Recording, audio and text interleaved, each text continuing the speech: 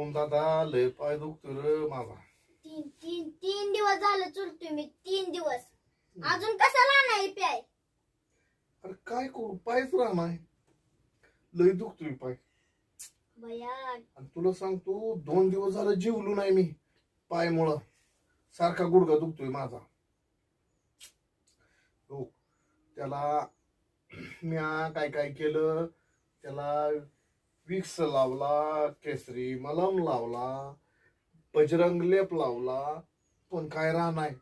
तुझ्या हाताचा गुण आयला का म्हणते ती. तू चोळला की राहतो कस काय राहणार. 3 दिवस झालं चुलतोय त्याला लहान आहे कसं बरं.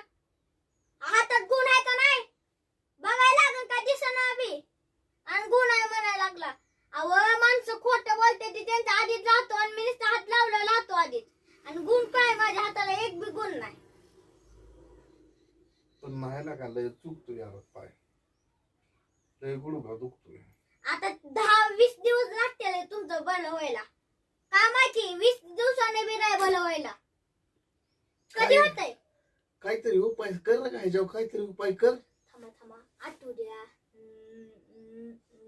आठवलं. आता एक तुमच्यासाठी झाले मोठे उपाय करणार बघा तुम्ही. करला का कर दादा. बरं वाटतं मला. बरं वाटतं कर लवकर माझा तरी पाय राहील.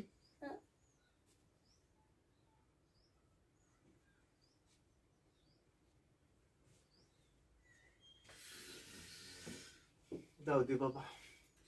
दादा म्हणलाय उपाय करतो करल पण त्याचा गुणच आहे. त्याच्याकडूनच तर पाय चोळून घेतोय. माझा काय गुडघा दुखतोय मी. आता पप्पाचा पाय लायल्याशिवाय लहानच नाही मी. माझ्या हाताला गुण आहे तर लिहिलाच नाही कसं. आता लहानच.